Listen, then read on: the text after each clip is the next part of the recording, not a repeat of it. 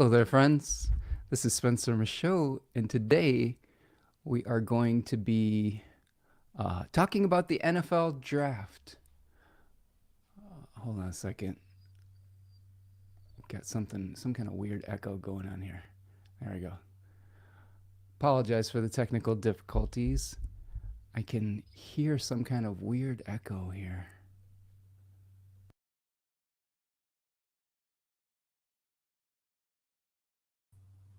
Y'all still there? Can you hear me?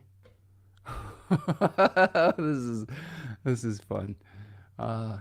So, friends, we're going to be checking out the first round of the NFL draft today through the astrology.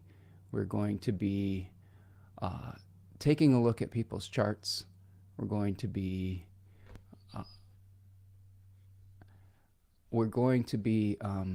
breaking down some of the things I look for in NFL charts and with astrological sports astrology type of things. It's not an exact science. It is a little bit difficult because we don't work with time charts. I think that is one of the biggest challenges of doing sports astrology is that we rarely have an exact birth time for these athletes. So what we have to do is work with noon charts so we get a general idea. What it does is it kind of blinds us in one eye and shows us that we don't know necessarily where these planets are going to be within the specific houses, but we can see some general tendencies, and we can kind of get a feel for who these people are and some of the things that they may have gone through in a more general way, in a more general basis. So those are the kind of things I'm going to be looking at today. I am super excited for all of you joining me here today. Again, we're going to be talking about the 2024 NFL draft. We had the first round last night. I stayed up till 1 o'clock in the morning watching it and processing it and processing the draft pick of my own team, the Green Bay Packers. I'm a huge Packers fan, so I'll talk a little bit about their draft pick today. If you're new here and you're just checking it out because you like football, welcome. I'm Spencer Michaud. I'm a traditional Hellenistic astrologer. I do a live stream here every week, and I have a special interest in sports, so I like breaking these things down via the lens of astrology. Now, we can look at things through the lens of physical measurements. We can look at the lens through their histories and stories, but I think astrology will give us a little bit of insight into potentially what kind of fortune that these players might experience. Because you can be as talented, you can be as fast, you can be as big, you can be as strong, but sometimes you have just really bad luck with injuries and things of that nature. So sometimes that helps us identify things. And I'll show you an example of a draft pick, Jordan Morgan, who was the first round draft pick of the Green Bay Packers today. And I'll show you an example of when he tore his ACL. So there is some things that I look for when we're looking for potential for injury as well. So I'm going to welcome a few friends here. So let's welcome some of my friends here. We've got Luna Storms joining us. What's up, Luna Storm? Nice to see you, friend. Seahawks fan, right? Luna Storm. We'll break down the Seahawks player for you if you want. I believe, who did y'all pick? I'll have to pull up the list here, but I think you picked edge rusher, if I'm not mistaken. No, he went to the Colts. Who did you? Oh, you guys got Byron Murphy. So you guys got a new defensive lineman. So we'll talk about him too, and I'll pull up their charts. I have charts of all the first round quarterbacks right now too, which I thought would be kind of interesting. And I have some of the stud wide receivers already queued up. But if there's another player that you want to know about that I didn't do, like a defensive lineman, offensive lineman, etc., put it in the chat, and I'll put it in my program.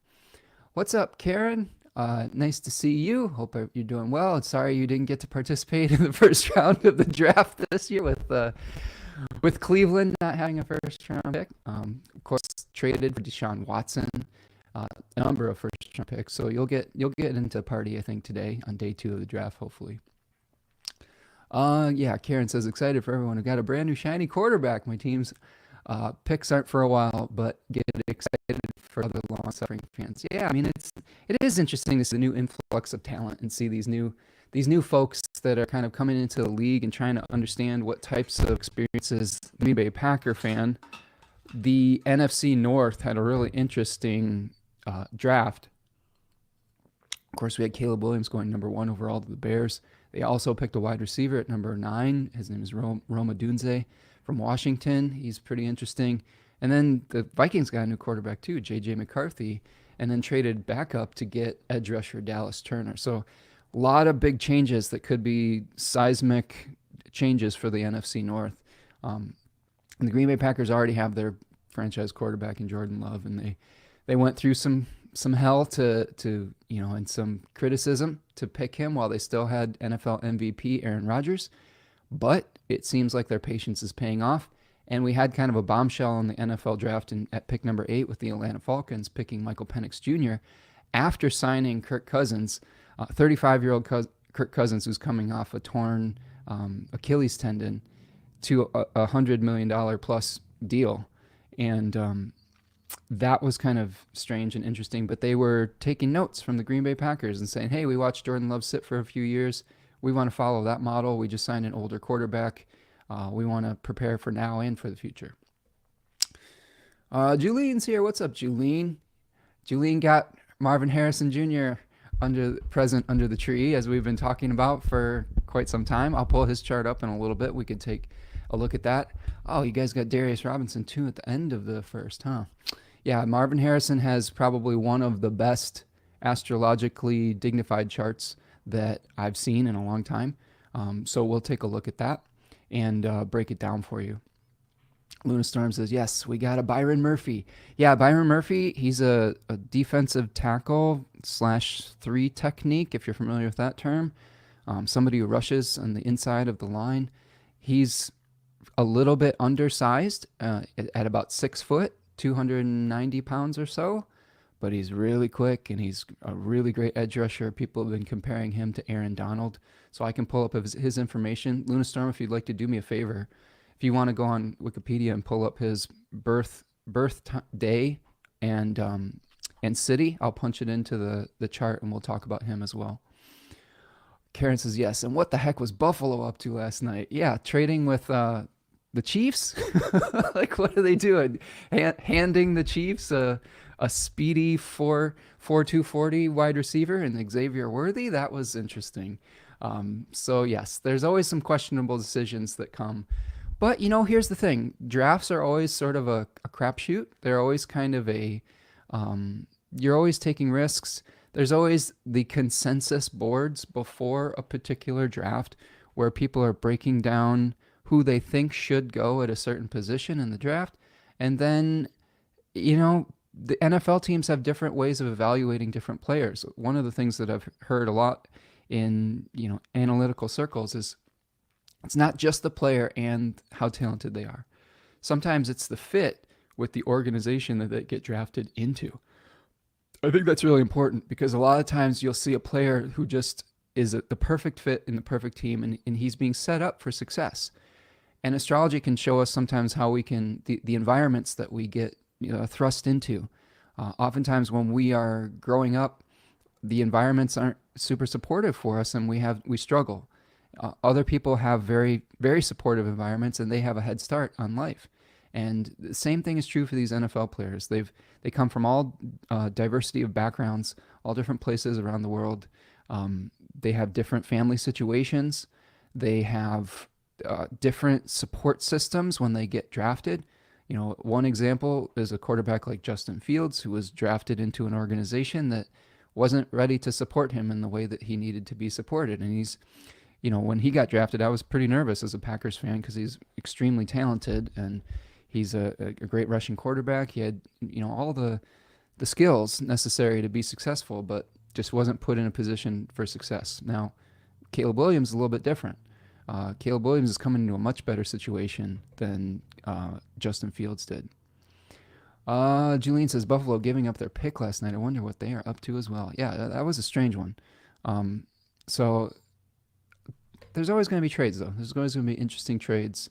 And let's start off. I want to bring up Caleb Williams' chart and just start looking at some of these astrological charts. So I'm going to pull that up. And we'll take a look at, remember, these are not timed charts. This is where we're kind of going in slightly blind when we are looking at sports charts, because we don't necessarily always have um, birth times for these folks.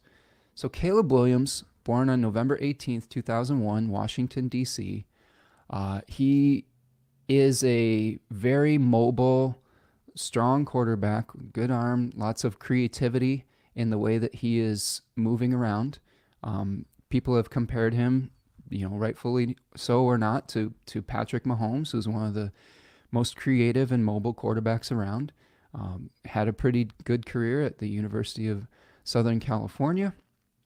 And he's going to be the number one quarterback for the Chicago Bears for the foreseeable future. Now, a little bit of context around his journey to the Bears. The Bears ended up trading with the Carolina Panthers last year, and they traded down from the number one overall pick. They were bad enough to get the number one overall pick last year, and then they traded down with the Carolina Panthers, got a haul of draft picks and a future first-round draft pick so that they could pick their quarterback this year instead of last year. They wanted to give Justin Fields maybe another year to prove himself potentially, and he didn't pass their test. And so they got both the number 9 overall pick and the number 1 overall pick from Carolina. So one of the reasons we talk about Caleb Williams coming into a much better situation is that the Bears were almost a 500 team last year. I believe they won maybe not 500, but they won like 7 games instead of like 2 or 3 the year before. So he's coming into a team that has a lot more talent than they did when Justin Fields was drafted. So we're looking at Caleb Williams' Scorpio stellium here. He's got the sun in the 3rd decan of Scorpio. That decan is generally associated with the 7 of Cups in the tarot. Sometimes the themes of that decan are overcoming addictions. So that's something to keep an eye on with Caleb Williams, is if he has any challenges with that potentially. And we may not hear about it if he does. He's been kind of labeled as an interesting character. He does have Uranus and Mars in Aquarius squaring his sun. He also has a Venus in Scorpio as well, Venus in its exile. Now, Jordan Love from the Packers also has Venus at roughly 12 degrees of Scorpio in its exile. But in Jordan Love's case, that Venus is Cazimi of the sun. So if you were to compare those two charts, and I'll bring up Jordan Love's chart in a second, but one of the things that we are looking at, and I'll label this with the teams, create a banner here for you. So this is the Chicago Bears we're talking about. Okay. So that's Caleb Williams for the Chicago Bears. And, he's having a planet in the heart of the sun empowers it on some level. So there is something to be said about having that Cazimi Venus for Jordan Love that might be mitigating some of the challenges that an exiled Venus might bring along. Now, in Caleb Williams' case, he doesn't have that. He has a combust Venus, which is being harmed by the beams of the sun. So this could rub some people the wrong way. It doesn't necessarily mean that he's going to necessarily experience bad fortune from that, but it means that he may be repelling when he is seeking to attract. So that sometimes that's what Venus in a Mars-ruled sign will do, is it will repel when you're trying to create harmony, etc. Caleb Williams also has Mercury combust the sun as well, which can potentially, like with a quarterback, could lead to some potential processing issues. Like Mercury is kind of how we think and how we communicate with others. So there could be some challenges around that as well. The other thing that really sticks out to me about Caleb Williams' chart is 2 things. First of all, this Capricorn moon and Jupiter in Cancer. So I'm always looking for planets that are struggling in somebody's chart and planets that have extra luck and dignity. In Caleb Williams' chart, he has the moon in its exile, just like Venus is in its exile. So that the moon can represent the body. And when I see a planet like the moon in Capricorn, to me, it speaks potentially towards an increased injury risk. So I think that when we have the body planet in a position that is difficult, um, you could look at that as well. He may have some bad fortune with his body potentially. I believe he had an injury, a fairly severe injury in college, if I'm remembering correctly. I have to do some homework on that. You could also say, what kind of support system did he have growing up? When I see Capricorn moons in people's charts, oftentimes a paternal or maternal figure give expectations to that person when they would normally receive unconditional love. So there has probably been expectations placed on this young man for a long period of time, and some of the relationships in his family have been conditional, perhaps. And I haven't done research on every single prospect's background. I mean, I've been just trying to get familiar with their birthday and where they're from and things like that. But if any of you have any of those little details, that is always interesting to see. Now, Jupiter in Cancer is the exaltation of Jupiter. What I look for with Jupiter is what kind of character does this person have? Oftentimes, Jupiter speaks towards our ability to live within a certain sphere of ethics.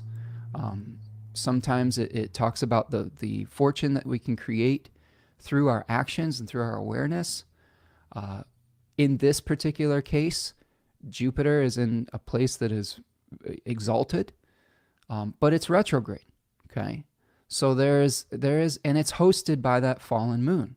So there might be some honors. This is another signification of Jupiter, honors placed upon Caleb Williams that eventually may be rescinded. Sometimes when we have a planet retrograde in a chart, it speaks to whatever that planet is gifting through fate, sometimes being taken back.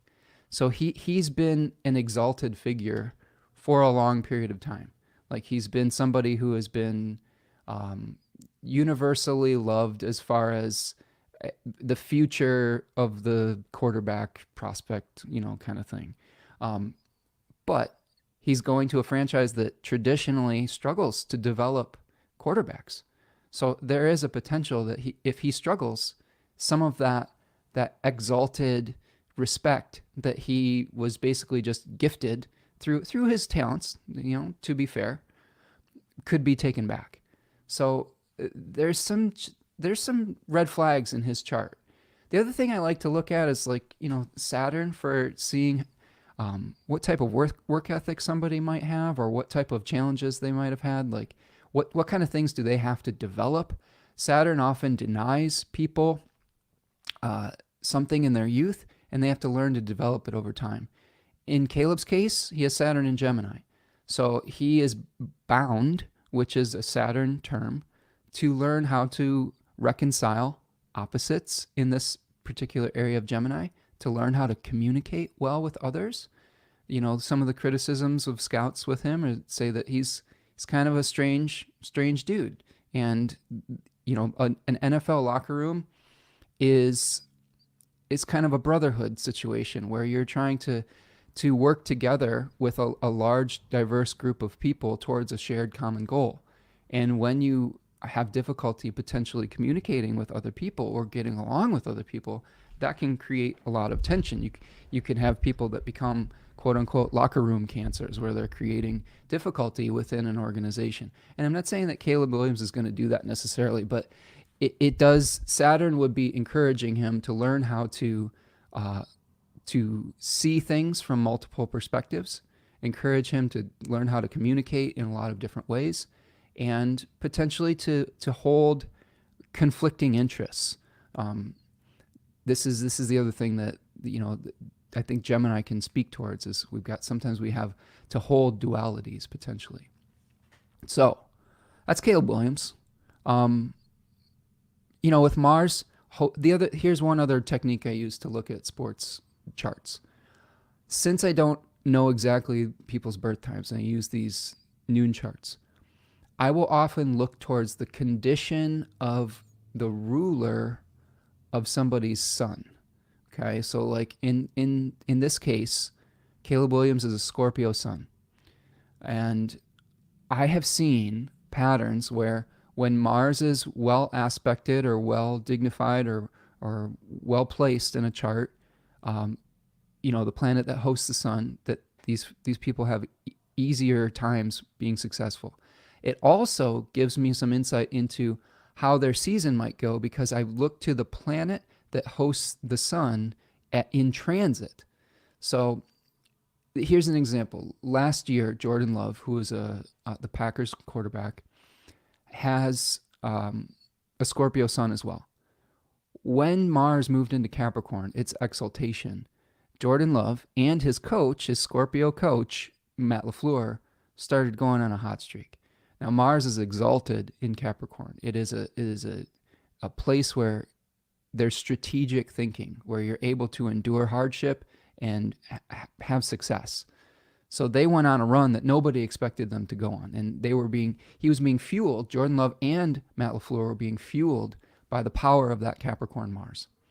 Now, like take this year for example. At the end of this year, Mars is going to station retrograde in Leo and retrograde back into its fall in Cancer, which makes me pretty nervous, both for Caleb Williams and for Jordan Love and Matt LaFleur, because at the end of the season, that's usually when the playoffs start. I think there could be some challenges for people who have Scorpio suns and Aries suns with the condition of Mars being in that fallen position.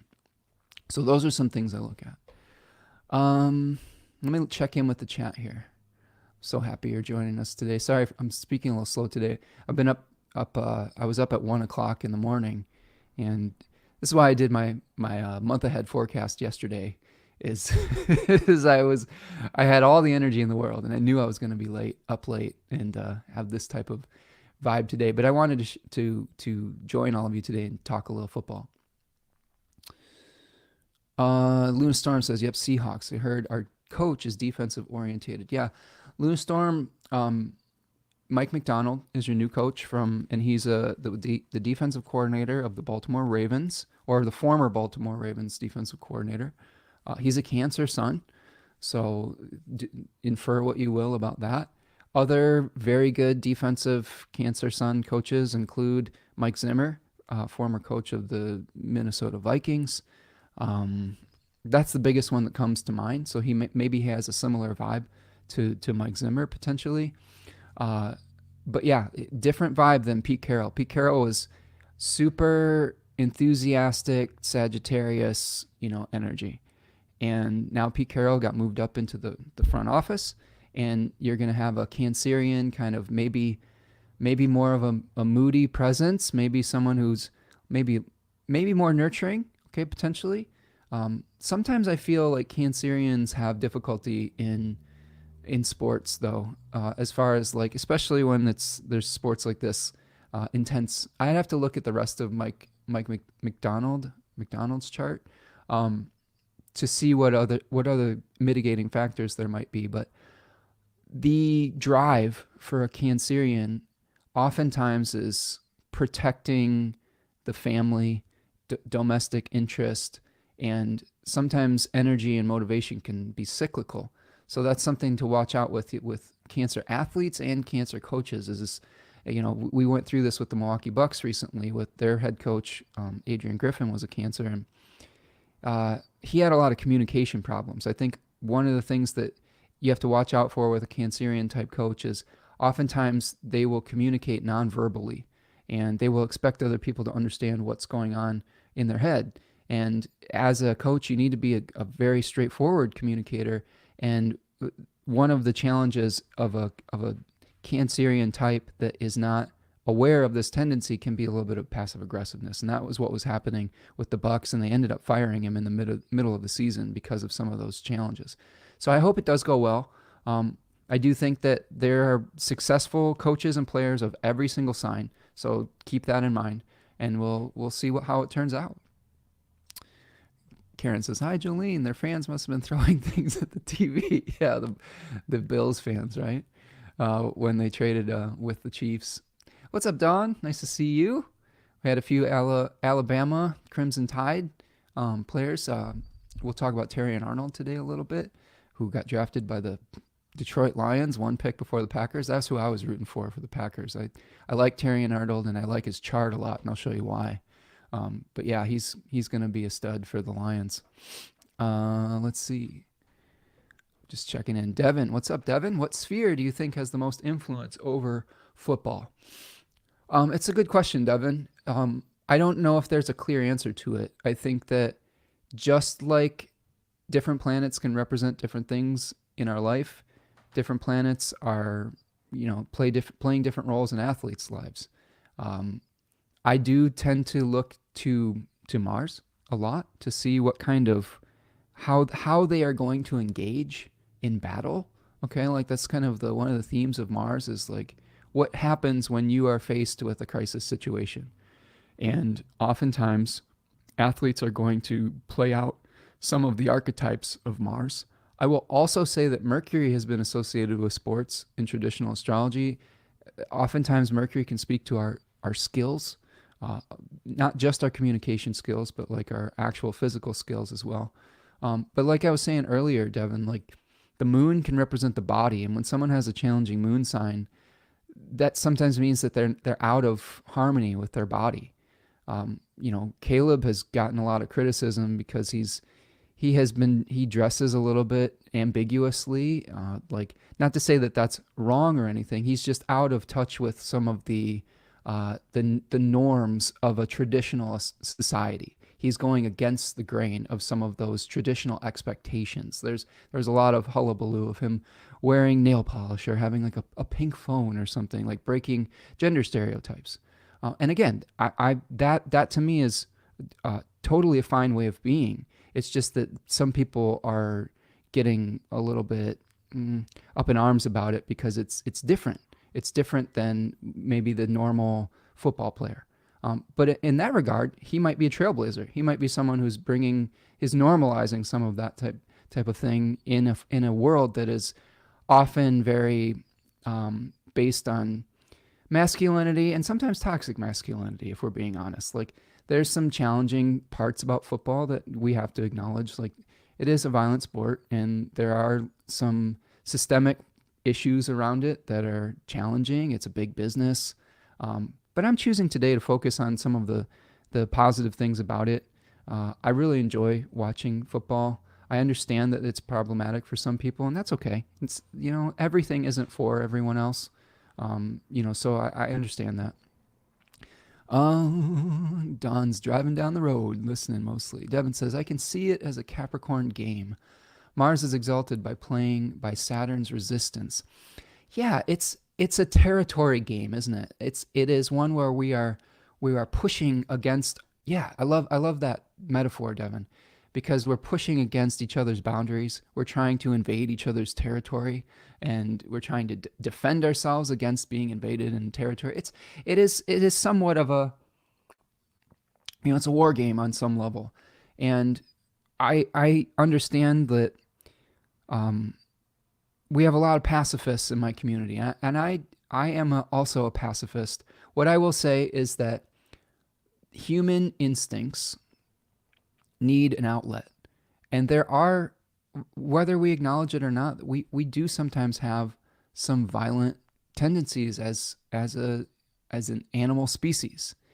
And I think one of the things that games do is games are a way uh, to channel that energy in a way that is less destructive. And I find that it's a healthier outlet for some of those dominating tendencies that we don't want to acknowledge but to exist, for the desire to win and to compete.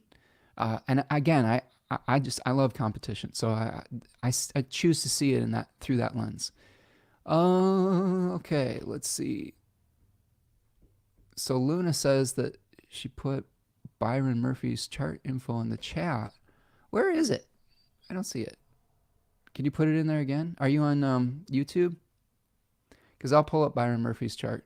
I think I went over Caleb Williams enough. If I was just talking about how Caleb Williams as a Mars Aquarius person might compete, I would tend to say that he might be able to eat one of two things. He might be someone who retreats from the spotlight potentially, although we haven't seen that tendency from him. Again, we don't know his rising sign. He may be someone who is able to rise above the the moment and see things from multiple perspectives, to see things from a 30,000 foot view. That can actually be probably very helpful as a quarterback because you're able to see how everything is working in real time. So you're able to see, okay, I know that this receiver is going to be here. I know this running back is going to be here. I know that my protection's in this particular space. I need to understand how the game is played. So I think that's probably one advantage that he may have with this particular chart. Okay. We're trying to get Byron Murphy's info here because Luna Storm is a Seahawks fan, and I'm just looking this up. So we've got January 18th, 1998, Scottsdale, Arizona. Let's take a look. Let's take a look at Byron Murphy's chart. Okay. So Byron Murphy, and he is, what did I say it was? 1/18/1998. 1/18/19. Is that right? No, that's Byron Murphy, the cornerback. You got to make sure you get the right Byron Murphy. That is not the right player. Oh my God, Byron Murphy the second. This is the challenge of doing it through Wikipedia. There are multiple players with the same name, and it can be a little bit challenging sometimes to make sure you get it correct. So, Luna, who do you got? What do you got there? Let's see.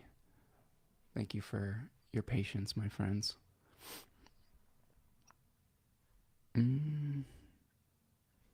Well, I'll do it this way.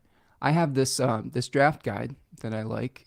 It's called The Beast by Dane Brugler. And it lists everyone's birthdays. It's from us. I have a subscription to this organization called The Athletic, and it's really great. It gives me a lot of information. So Byron Murphy II, DeSoto, Texas, 9/8/2002. That sounds right. So he's a Virgo. So here I'm bringing it up here. Okay, so you can see there's the beast on the chart here. So let's take a look at it. Okay, 9/8/2002. We'll just do it as a noon chart because we don't know his birthday, but we will put the city in. Okay, so there's Byron Murphy. Let's see. I'm going to put, this is for the Seattle Seahawks. Okay, there we go. So this is defensive tackle Byron Murphy. He's, well, let's see. Let's pull this up here too. Let's bring the beast over here. Okay, so he's a 6 foot, 297 pound defensive tackle, DeSoto, Texas. Ran the 40-yard dash in 4.87 seconds. He's very quick. He's a interesting player as far as he's a building block for a new head coach that is trying to build a defensive identity there in Seattle. He reminds people of, I'll have to see if I can pronounce his name right, but Justin Mukabuke from, sorry, I butchered his name, but he was a defensive lineman for the Baltimore Ravens who was just signed a big contract and was a cornerstone for that defense. And I think that McDonald might be trying, or I think, yeah, McDonald. I keep mixing up Michael McDonald and Michael McDaniel for the Miami Dolphins as coaches. But McDonald probably is trying to recreate that type of player. Folks have compared him to Aaron Donald, who just recently retired, who's a really, really shifty, disruptive defensive lineman. So one things we're looking at here, we've got oh, that's not right. What is this? This is not the right chart. So hold on a second. 9/8/2002. Thank you for your patience today. There it is. Okay, so we've got a Virgo sun, September 8th, 2002, DeSoto, Texas. Now he's got an interesting one because he has Venus in Scorpio as well, and he has Mars combust the sun. Now it's close enough that it's part of the sun. It's not Kazemi. It's being harmed by the sun, so that's something to keep in mind. There's two ways that a combust Mars, I think, can go. I think sometimes it can lessen the effectiveness of it, which maybe could lead to injury potentially, or it is kind of infusing that aggression into the character and the personality, etc., which in the case of a defensive lineman is probably pretty helpful. So that's one thing to consider. Now, what's fascinating about Byron Murphy's chart is that we're going to look at what is feeding his identity. So he's got the moon in Libra. One trick when you're doing sports charts is when you are working with a noon chart, there is about a 6-degree difference on either side of the moon over the course of a 24-hour period. So we can pretty much nail the moon down to a particular sign, unless it's right, the noon chart is right on the time that the moon changes signs. Then we have some questions. But in this case, we have the noon chart at 8 degrees of Libra, which means that we probably guaranteed to have a Libra moon. So no real problem with a Libra moon. I mean, it may mean that he's striving for balance. It may mean that he has exceptional balance within his body. Okay, so like he's very agile for a big dude. Like as Julene is pointing out, he's fast for a big guy. He may have, one of the things about being a defensive lineman is learning how to have leverage and learning how to have the right balance so that you can overpower an offensive lineman or be quick enough to get around them. So that's something that Byron Murphy might have. He also has Mercury in Libra as well. And you got St. Petersburg, Florida, Luna Storm? I have DeSoto, Texas. Well, neither here nor there. I think we're close enough. We have Mercury in Libra as well. And this is powering his identity, his conscious identity, his sun, right? He's, thinking in that balanced way as well. And the only problem I see with when Mercury is in Libra relating to a Virgo sun, and oftentimes Mercury doesn't move too many signs away from the sun. I believe it only gets at its furthest away 2 signs away. So sometimes when we have a planet like Mercury hosting the sun, we have an aversion relationship where it's difficult for that planet to communicate with the sun. So that could create some issues. Another interesting thing is we have Venus in exile hosting that Mercury and that moon. So that could be one particular red flag regarding his body, as far as having the moon being hosted by a planet that is in a decan that is related to hunger, that is related to sorrow and grief. So that could be a potential challenge. Let's see, what else has he got going on? He's got Jupiter and Leo. Sometimes I think that's a decent position. The other thing you'd want to look for, in my estimation, is are there any major squares or oppositions from malefics in the chart?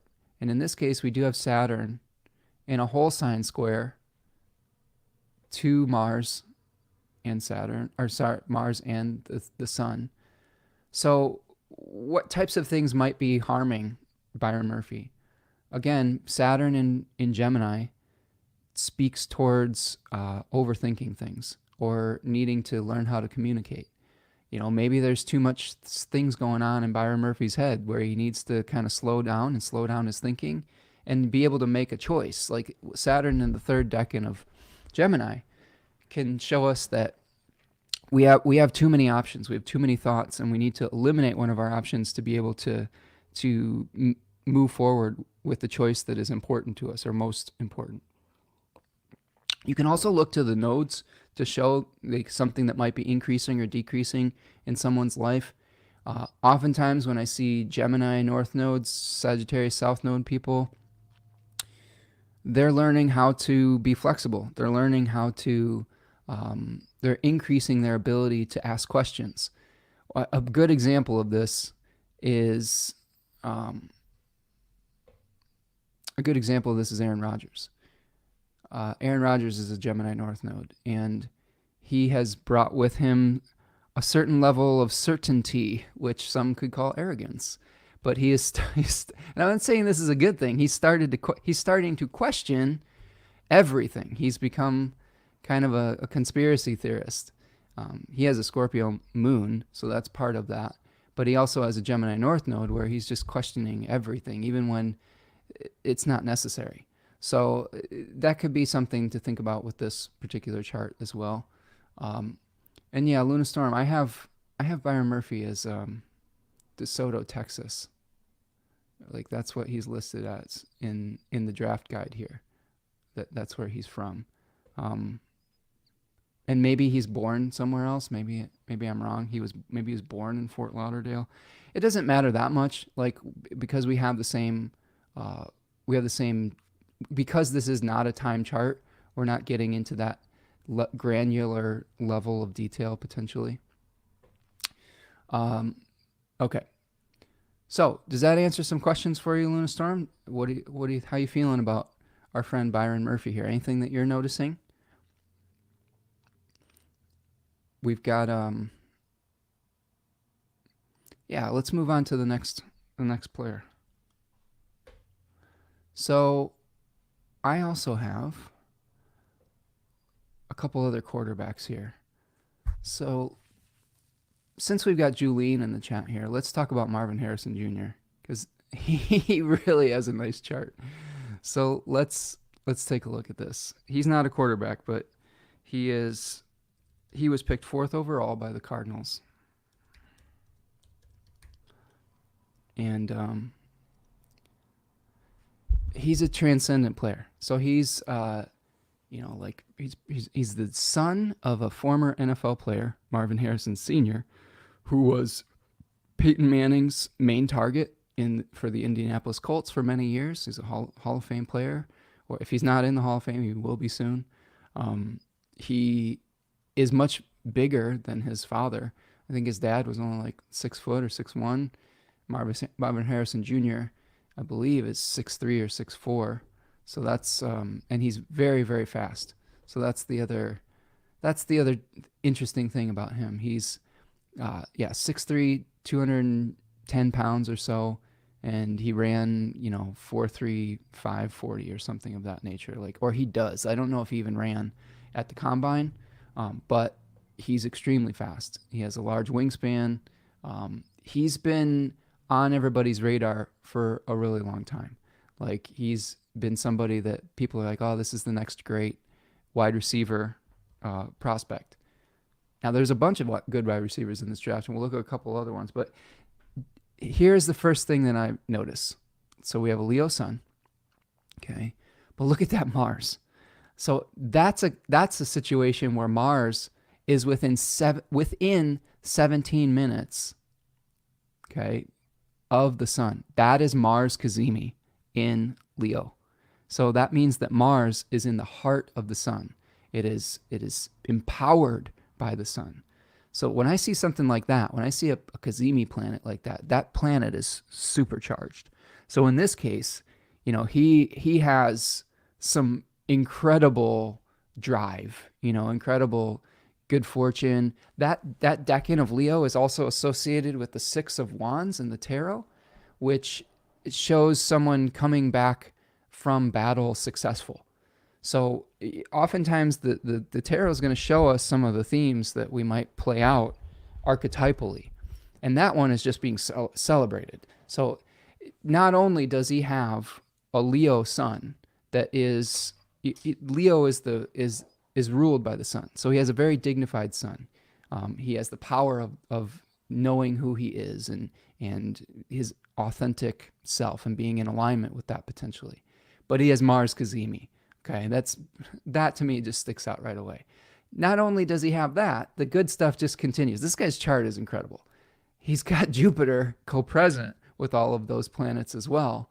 And it's not getting burned up by the rays of the sun. It's together with its host, and it's far enough away from the sun that it's not being harmed by it. So another indication of good luck and good fortune and success potentially. He also has Mercury exalted and in its own domicile. It's doubly dignified in Virgo. So that means his processing, his skills, his communication skills, his work ethic in that decan is probably very, very strong. Now, here we have a situation with the moon that is in Virgo 3, but we have it sort of on the cusp of one sign to the next. So he potentially, depending on the time that he's born, because this is, again, an untimed chart, he could potentially be a Virgo moon, or he could be an early Libra moon, which either way, the moon would be co-present with its ruler. So if it was in Virgo, it's co-present with Mercury exalted in Virgo in its own domicile.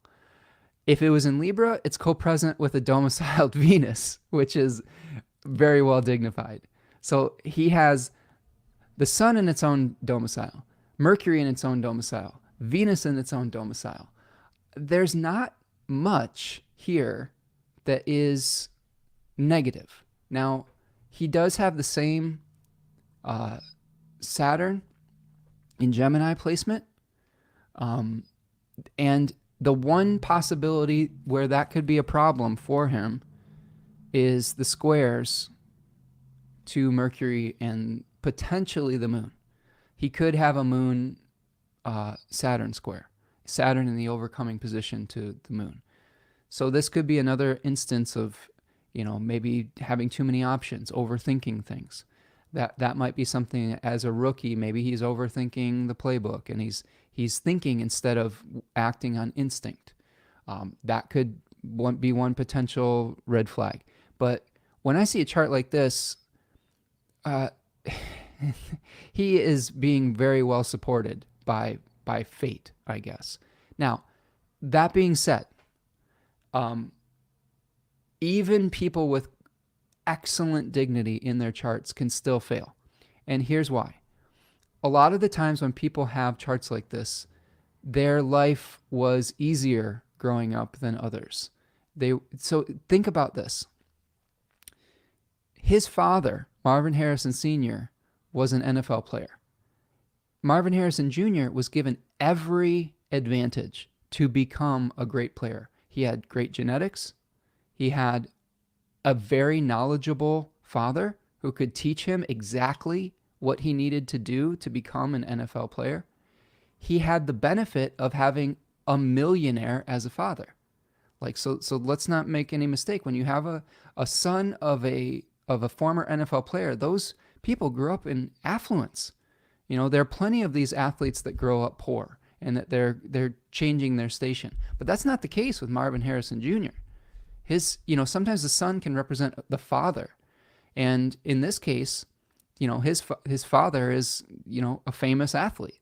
So the son is in Leo, could speak to that famous type of thing.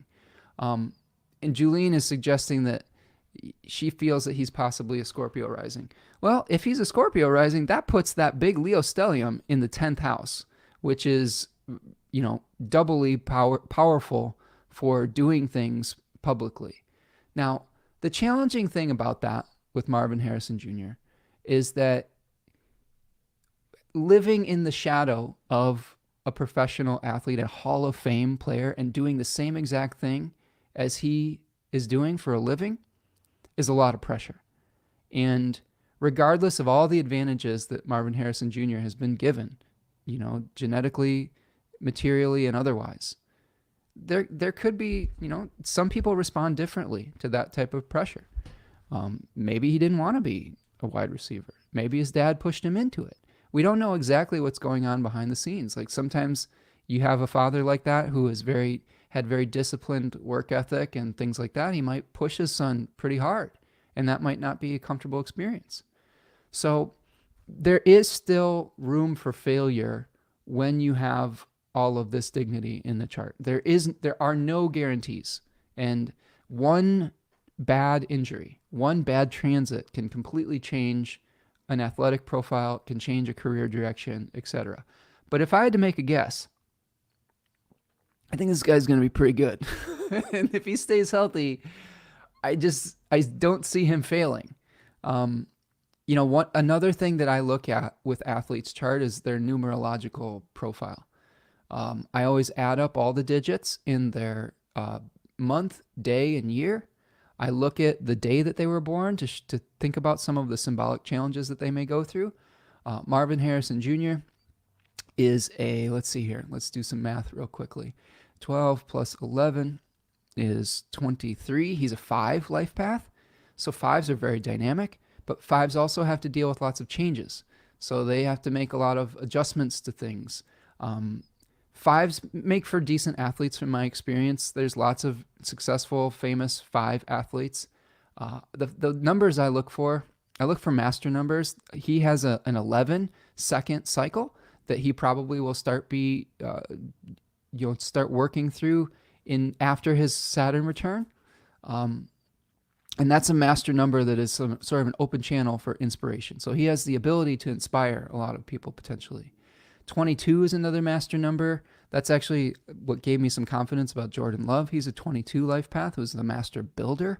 When I see people that have 22s, like an octave of 4, that tells me that they have the potential to be a channel for resources and to be able to build within their communities.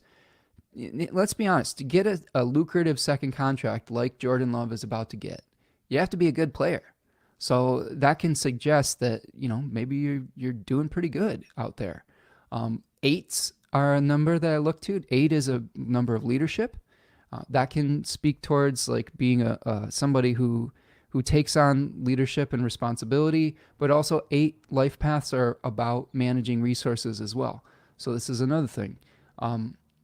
So just like a chart like this for Marvin Harrison Jr., this one reminds me a little bit, honestly, of Tom Brady's chart. Tom Brady has a lot of dignity, and he's just blessed with, you'll go and see, like Tom Brady's talented. Don't get me wrong. Like he's a Leo sun.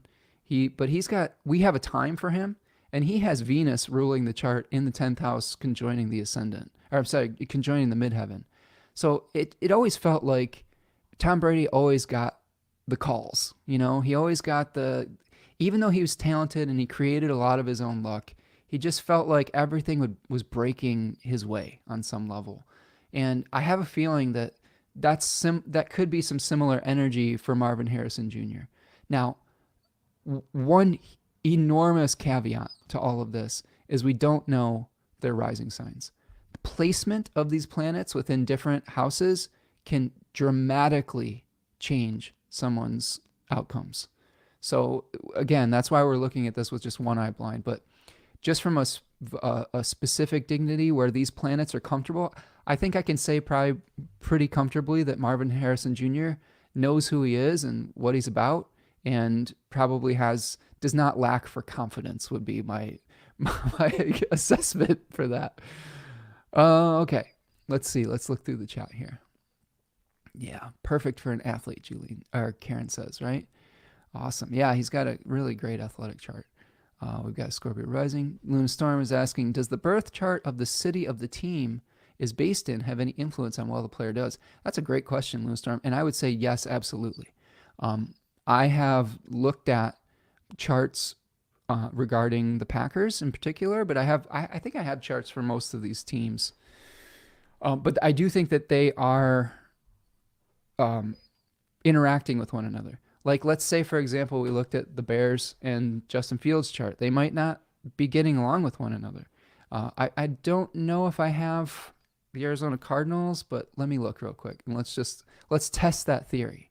Okay, let's test it. So we've got let's see. I'll have to find it. NFL teams. No, I don't have the Cardinals in here, but um, I think I have. Let's test it with Justin Fields. Okay, so there's the Chicago Bears, and let's see if we can find Fields' chart in here. I know that his chart's in here somewhere. Because one of the great things that you can do is being able to um, compare past success with like potential future outcomes, right? Like kind of figuring out how we can uh, predict by seeing what happened in the past. So here's Justin Fields, March 5th, 1999. And we've got the Chicago Bears chart on the outside. And of course, the Bears drafted Justin Fields very high a few years ago. Like, I believe it was like pick 11 overall. And he had a few middling years at best, I would say. And then he just got traded to the Pittsburgh Steelers in this offseason. So what do we have here? We've got Justin Fields with an exiled Venus. We've got Jupiter in conjoining that Venus and Mercury, all of these things in Aries. We're looking at a Pisces 2 sun that is hosted by Jupiter in Aries that does not witness that particular planet. Now, Pisces 2 is a decan where people often overestimate their abilities. And I think that that is potentially the case for Justin Fields, where he is just relying on his natural gifts and potentially wasn't able to develop like a Virgo type of way where you're organizing and reskilling. He may have just been relying on those, not insubstantial physical gifts to get him through. But when you're in the NFL, physical gifts will only get you so far. Like the work ethic is super important. Now, what Justin Fields does have that is, I think, bodes well for him in the future is he has Mars in Scorpio, which is a powerful position for Mars. It also shows me that he's probably resilient when it comes to death and rebirth. So he has gone through an ego death being traded from the team that drafted him. He's literally now a backup after being a very high first-round draft pick. And he went to a team with a coach, Mike Tomlin, who is also a Pisces and probably is able to understand Justin a little bit better, potentially. And I think give him a fertile environment for recreating himself. Now Russell Wilson's going to be the starter there, but Russell Wilson's in his mid-30s. He's not going to be there forever. Justin Fields has the opportunity to learn from both of those dudes and maybe potentially recreate himself. And maybe he is now in an environment that's more supportive. And just looking at the Bears chart versus Justin Fields chart, you've got an increase of Mars on the North Node here. So like he's increasing maybe negative fortune for the Bears potentially. That could be one way to interpret that. We've got look at this. Here's something fascinating. So Luna Storm, this is really fun. Look at the Bears Venus. It is opposite Justin Fields' sun. And that's a retrograde, exiled, detrimented, like fallen Venus. Like it's a fallen Venus, not an exiled Venus. So they may not have just vibed with one another. Like that could be the reality of it, is they're just not vibing with one another potentially. So I hope that was a little bit helpful. Let's see. Let's go back to the NFL draft here. But these are great questions, because that oftentimes can be very instructive for seeing how a player is going to do, or the fortunes of that particular team. Yeah. I would check to see how they relate to coach. I'm sure that is influential. Absolutely. I've asked this before, but what numerology book do you recommend? There's a couple. One is called Numerology and the Divine Triangle by Dusty Bunker. I like Hans Decode's books as well. Those are the two main ones where I learned my numerologically, based thinking.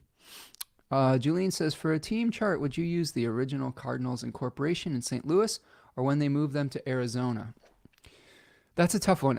I honestly would probably go back to the original incorporation, although it would be an interesting exercise to take a look at when they did move and to compare those two charts and see how that would work. I think that my honest answer is I don't know, but I do think that the original date of the franchise usually is the one that I default to. The original incorporation date of that franchise, because it's still the same franchise, but place matters. Place definitely matters with this kind of thing. Here's another example. Okay, so this is the St. Louis one. Yeah, so let's put good. Let's see how Marvin Harrison compares with the. Let's do this. Yeah, thanks, Julie, for bringing that up for me. So let's do the Arizona Cardinals. Arizona Cardinals. Yeah, the incorporation date is what I use. And I use noon charts for those as well. So we've got 17, 1920. That's wild. What a storied franchise, right? They're one of the originals, huh? St. Louis. What is that? What is Missouri? Let's see if I can spell it right. Is that right? Did I spell it correctly? No, I didn't.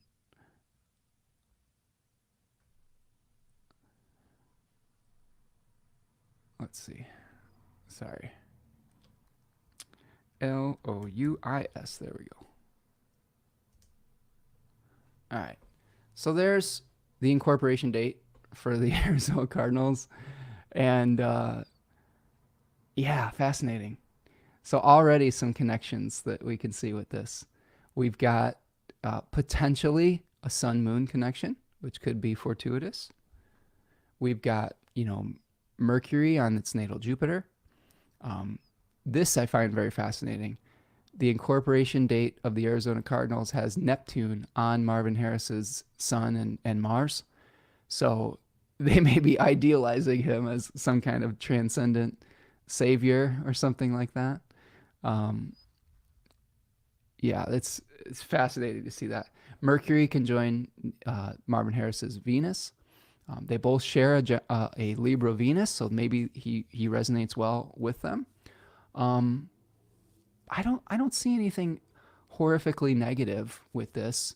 I think that as far as the Cardinals go, they, as a franchise, they have an exiled Jupiter and a fallen moon, excuse me. Although it might be slightly different based on not having an exact birth time. So yeah, interesting exercise for sure. That was entered the franchise according to Google, but it does say 1898 in Chicago. Oh no. So this is where we run into challenges is deciding on what the actual incorporation date is, because I think the Chicago Cardinals is another way of thinking about it too, right? But here's something to think about, Julian. There is a book. It is called The Moment of Astrology by Jeffrey Cornelius. And in it, he describes how, because astrology is divinatory in nature, sometimes we can divorce charts completely from a particular time and place and still get the information that we're looking for. So the fact that you put that up there, and this is the chart that we put in, and we have contacts with Marvin Harrison Jr.'s chart, I think that there's something that's instructive with that. He was talking about finding charts in ancient books that were relating to something that he was going through in his life at that moment, which is kind of the essence of almost like a horary chart, right? So it's fascinating to me to see those connections coming up. Here's one that I do feel confident in. Let me bring this up. So let's look at Let's look at the Packers. Okay. If there's any Packer fans out there, go Pack go. And I love the Packers. We're gonna see if we can bring that up here for you. Let's see. So they have a Leo sun. They have a chart sort of like Marvin Harrison Jr.'s chart. But let's look at Jordan Love's chart along with it. Let's see if we can find him. Let's see where we can find him. Jordan Love's got he has some interesting things in his chart. There is a few causes for concern, but not a ton. So here's the Green Bay Packers, Leo sun. You got Saturn on Regulus, which, they're a long storied franchise. They do have a concerning Mars and Cancer where maybe there's an indirectness to their organization. This is something that has been they've been criticized for by Aaron Rodgers in particular on the way out, is that they don't communicate very directly, that they're kind of secretive. And that's, maybe it's that Mars and Cancer not wanting to deal with conflicts directly, quote unquote. But, if you let's look at just Love's chart in the inner portion here. Again, untimed charts for both of these. So Jordan Love has that Venus Cazimi here I would say within a degree, not necessarily 17 minutes that's defined by the Renaissance astrologers, but within 1 degree that the Hellenistic astrologers would define a Cazimi. So he's literally named Jordan Love, and he has Venus Cazimi in the sun, which I find really fascinating. He does have Mercury in its exile in Sagittarius, but Aaron Rodgers also had that condition. So that can sometimes speak to some challenges with communicating, although that particular decan of Sagittarius is ruled by Mercury. So it has dignity by face. So one of the things that we've heard about Jordan Love recently is that people like him.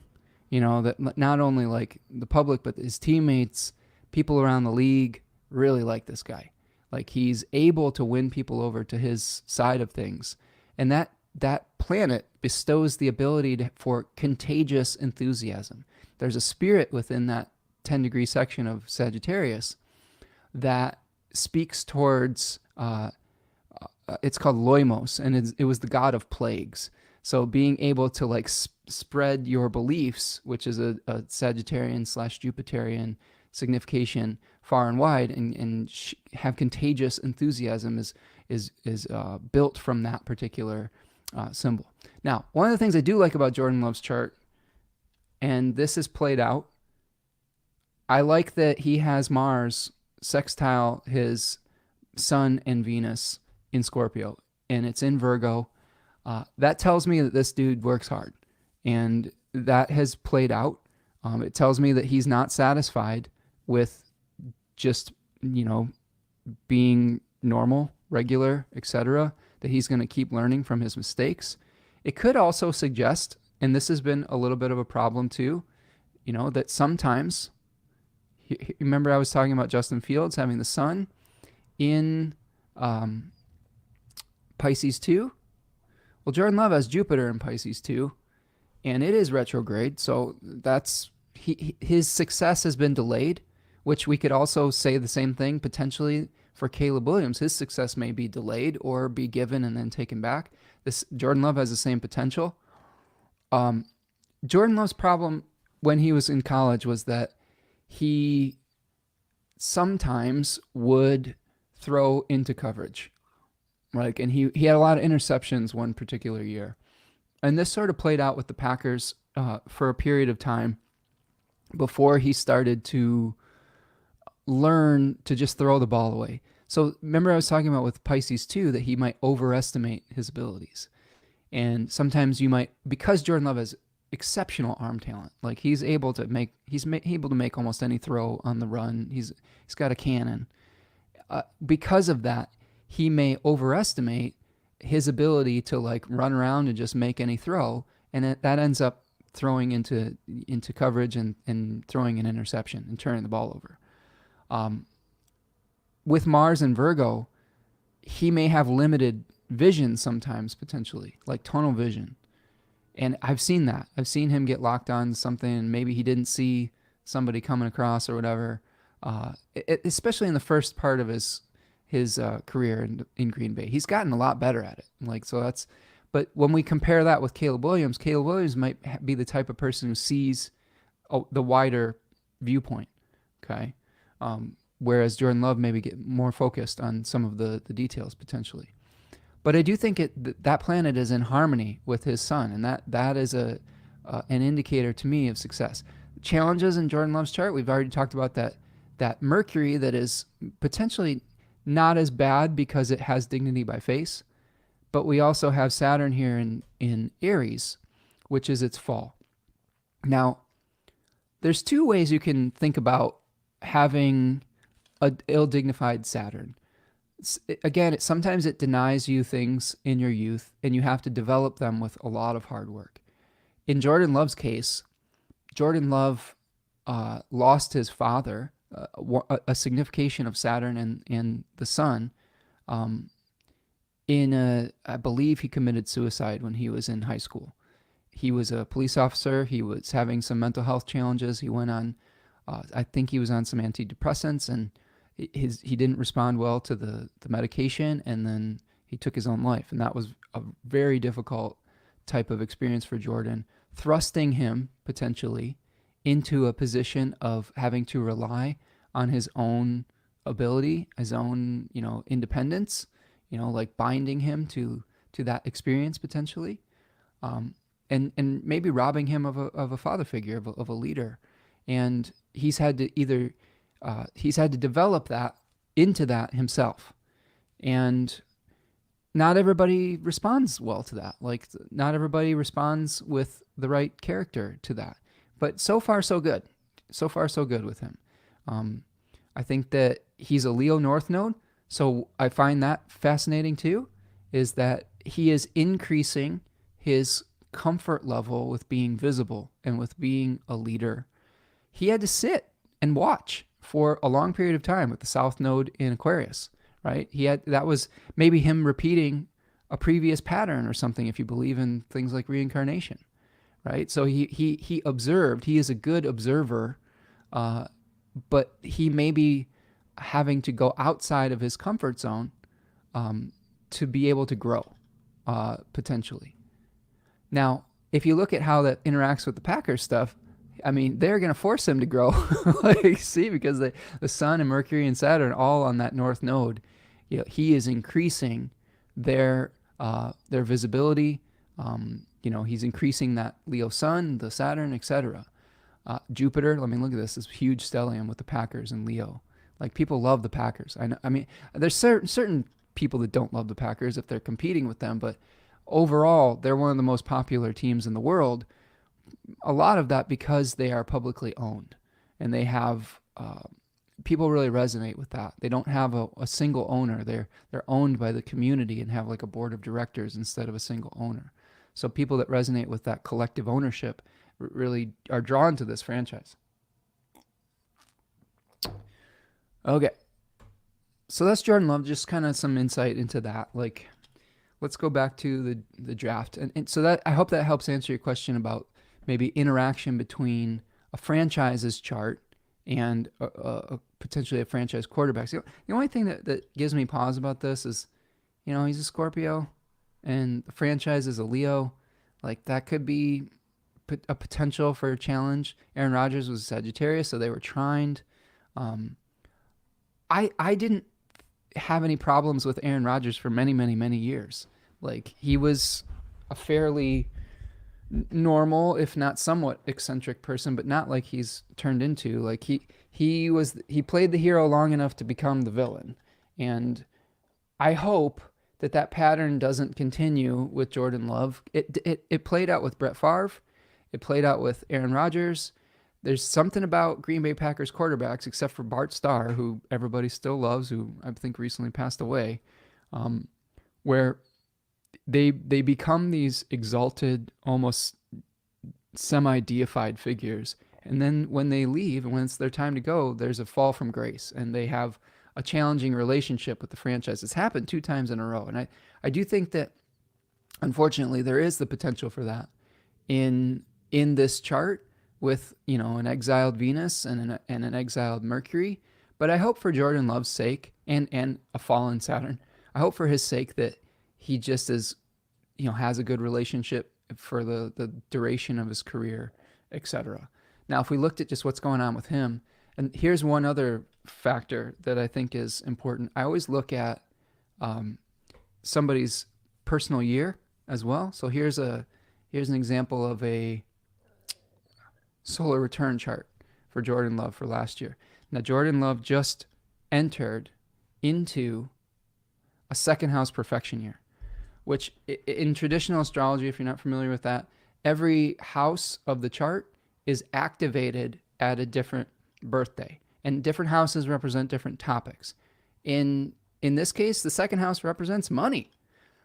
We don't know Jordan Love's birth time, but what we do know is that despite not knowing his birth time, he's going to be in a second house perfection from his birthday on November 2nd all the way till his next birthday in November 2nd of 2024. So this is based on his birthday in 2023. So we know that money and resources are going to be a theme for him. Well, guess what? He's up for a contract extension in May, right? He's about to become a very, very, very rich man, probably signing a contract upwards of at least $200 million, $55 million a year type of money. So that to me is very fascinating, seeing this second house being, activated, even though we don't know which planet is in it. So let's do a little exercise here. We don't know what sign it is. We don't know what the ruler is. But if we go to May and we kind of take a look at so we can understand some things from the solar return. So we've got this solar return here. He's got Jupiter retrograde opposite his sun. Maybe there's some difficult negotiations trying to get resources. Here's this card associated with the second 10 degrees of Taurus, giving and receiving. So maybe they disagree about his value potentially. That could be a potential hurdle. He does have Mars conjoining in Scorpio, which is empowering his natal sun. And I'll tell you what, this was another indicator that he was going to be much better after his birthday. I often have looked at Aaron Rodgers' transitions at his birthday to see, how he might perform after his birthday. Jordan Love took off after his birthday, and his chart, having the ruler in Scorpio, is empowering to him. So he had the ruler of his natal sun in its own dignity, and he had the transiting Mars while he was performing in the playoffs of 2023 into early 2024 in its exaltation. So the combination of those two things was like, okay, look out. This guy's probably in for some success right now. So here's what's going on right now with him. He's probably about to let's go to this next, look at this. Here's the new moon in that decan that I just spoke about, in the Six of Pentacles decan, about giving and receiving resources. And that's going to be a new moon pretty much exactly opposite his natal sun and Venus. Okay. So I have a feeling that he's getting a new contract somewhere in early May here, and it's gonna be lucrative. And here's the other thing: he's got Saturn on his Jupiter here right now too, so he's solidifying his dreams. But Jupiter has been in malefic enclosure, or it is right now, and it'll be released from malefic enclosure when we get to this new moon. So he's probably in negotiation phases, and his agent is in negotiation phases right now. And by this new moon, he probably is going to have that new contract. Now, let's say we did this exercise here, and we tried to look at the chart, Jordan Love's chart, from the perspective of that new moon. And let's just for shits and giggles, let's make Jordan Love's chart a, let's put the new moon in the second house. Let's see what we've got. So that gives us an Aries rising. Okay. Yeah, I don't know about that. Maybe there's a new moon. I'm just gonna play with it for a second. Maybe it's in the fifth house, a new contract. I kind of like him as a Capricorn rising. He just seems pretty chill. He seems like a very steady presence. That's one of the things that they've, described him as. So a new moon in his fifth house, like with his new team, and with Saturn coming together with his natal Jupiter, that maybe that's the play here with when he's getting his new contract. So you could see like at this new moon, Saturn's coming together with his natal Jupiter, bringing him abundance and good fortune right here, right? Okay. Let's see. What's malefic enclosure? Lunastorm says that is when Mars and Saturn are either on either side of a planet, enclosing it, like kind of like blocking it in, or they're casting their aspect ray on either side of the planet. So right now, Jupiter, I'll just show you what's going on right now. Right now, Jupiter is right here in Taurus, and the aspect ray of Saturn is casting it before Jupiter, and the aspect ray of Mars is casting it on the other side of Jupiter. So it is kind of like boxing it in with its baleful rays, I guess. So that oftentimes will just make a planet, make it difficult for it to manifest some of its significations.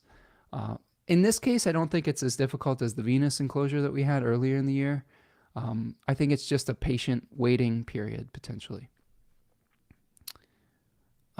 Lewis says, Aaron drank the juice. Yeah, he did. He drank the ayahuasca in the jungle, and now he thinks he's an expert. So maybe he is. I don't know. He's a character, that's for sure. And I had many years of watching and enjoying his play on the field. But that doesn't always translate to us agreeing with them and their political views or otherwise. Yay, Bonnie, you're here. Bonnie, you're the Georgia fan? How did the Bulldogs do last night? Did we get any Bulldogs? We got Amarius Mims, who went to, Luna likes the idea of collective ownership. We had Amarius Mims from Georgia, offensive lineman, got picked by the Cincinnati Bengals, so that's kind of fun. Yeah, Julian's commenting on the tough situation with Jordan Love and losing his father as a teenager. Okay. So we got Amarius Mims picked. I don't think we had any other Bulldogs unless I'm not remembering correctly. I believe we had Javon Bullard still on the board, safety.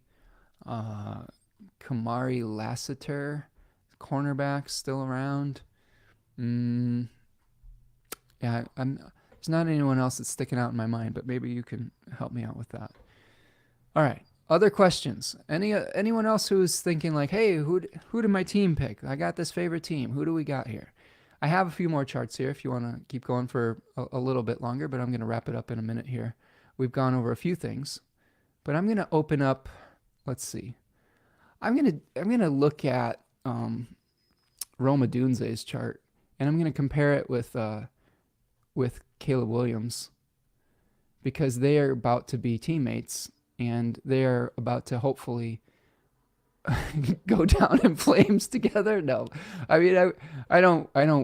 He plays for the Bears, so that's why I'm saying that. And I'm a Packers fan, but maybe they will help each other become successful. So let's take a look at that. Okay, so we've got Rome Odunze. Why didn't I? Oh, I didn't save that one. Well, poop. Well, let's bring up Caleb Williams. Oh, there it is. I just spelled it wrong, I think. So I don't think that's how you spell his name. I think there's an O in it, but I could be wrong. Rome. Yeah, it's Odunze. We'll just fix that.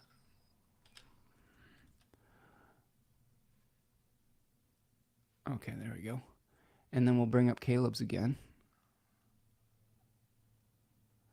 And then you can kind of see two people from the same draft class going to the same team and how they might interact with one another. What kind of, oh, Bonnie says Lad McConkley is the next to watch for the Dogs. Yeah. Yeah, wide receiver. Talented dude. Great route runner. Yeah, that's fun. Oh, yeah, Brock Bowers. That's right, Brock Bowers. I forgot about him. He got picked by the the Las Vegas Raiders, who ironically enough picked a tight end last year in the first round in Michael Mayer from Notre Dame. So now they have Michael Mayer and Brock Bowers in Las Vegas. Maybe we can look at Brock Bowers' chart. Maybe has some Gemini energy or something. It's because he's got to share the spotlight with another, stud tight end. Okay, so let's look at this. We'll go back to the Bears here. So here we've got Roma Dunze and Caleb Williams, who just became teammates. We've got, let's put Caleb's on the inside since we were familiar with that chart. Now we've got Roma Dunze's chart on the outside. Now, I like Roma Dunze a lot. He's a wide receiver from Washington. He is tall. He's like 6'3". He's very fast, very strong. There was a moment in the draft process where he was at the combine running an agility drill, and he wasn't getting the time that he wanted. And he stayed on the field running those drills like for half an hour, it seemed. After every other prospect had left the field. And that to me, it was concerning because it shows me that he's willing to like put the work in and say, you know what, that's the kind of mindset where it's like I'm not going to stop until I do what I need to do. And when you see that in athletes, it can be scary. Like it can be scary if you're an opponent of that person. But a couple things with Roma Dunze. Now Roma Dunze has the same Jupiter in Cancer energy that Caleb does. But his Jupiter is direct. So, and Venus is conjunct that Jupiter. So, Roma Dunze has some good fortune coming from having an exalted Jupiter potentially, although it is being harmed by Mars in its fall. You could see Mars in Cancer right here, like potentially mitigating some of that. That's the one thing in his chart that is a little bit of a red flag, I guess, is that when I see Mars in Cancer in people's charts, sometimes they have difficult relationships with their family, number one, and that can create distractions.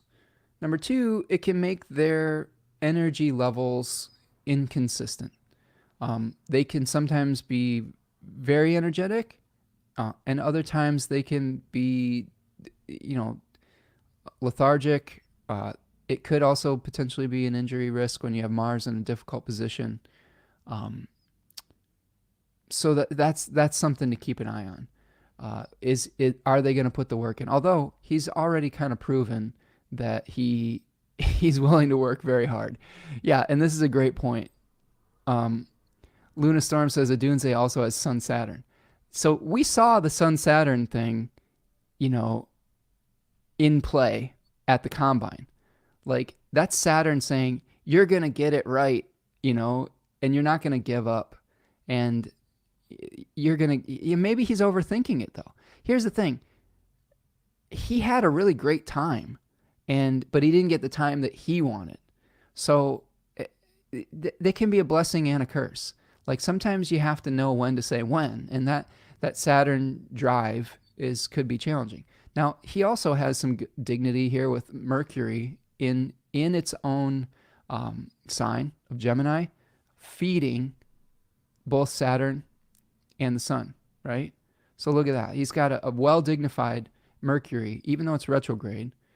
And that may be a somewhat of an issue, but maybe not a huge one. But it's providing a lot of skill, talent, intelligence to Roma Dunze. Now, look at you were talking about Sun-Saturn for Adunze's chart. Well, Roma Dunze and Caleb Williams have a Sun-Saturn connection in their chart. Adunze's Sun is on Caleb Williams' Saturn.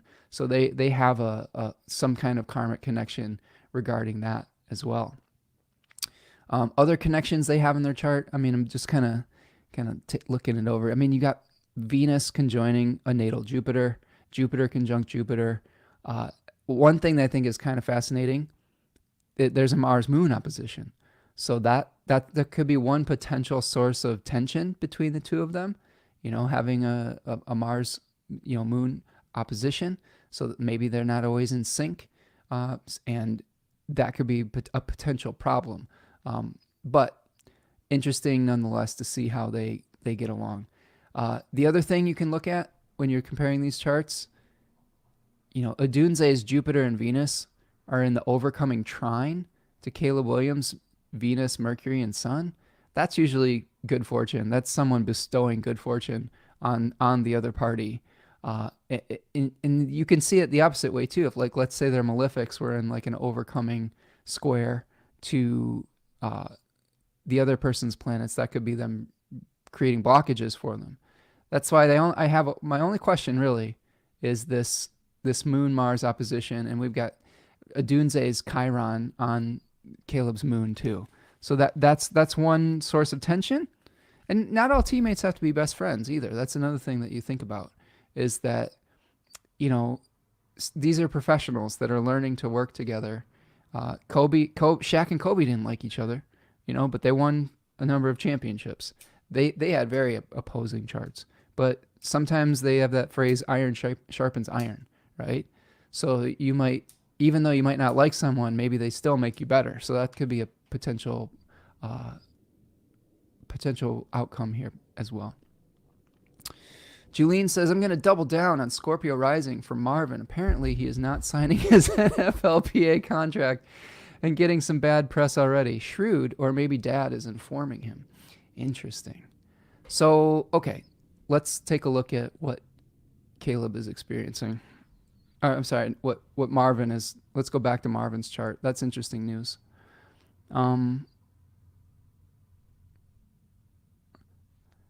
So here's the thing with Marvin. You see that Leo stellium. The negative side of those Leo placements are potentially a sense of entitlement, where he's like, I'm the king and I deserve this. I haven't proven anything in the NFL yet, but I need to get a different type of contract than the normal person because I am special, right? So that could be one. Yeah, here it is right here. So check this out, Julene. You're hitting it. So look at his Jupiter, 2 degrees Leo. Pluto opposing his Jupiter, 2 degrees Aquarius. So I think that's exactly what's going on. I think that he thinks he's special and that he doesn't have to follow the rules of everyone else, and that he wants special treatment. And this is part of the problem when you have a chart like this. He's been treated as a special person since the moment he was born, probably.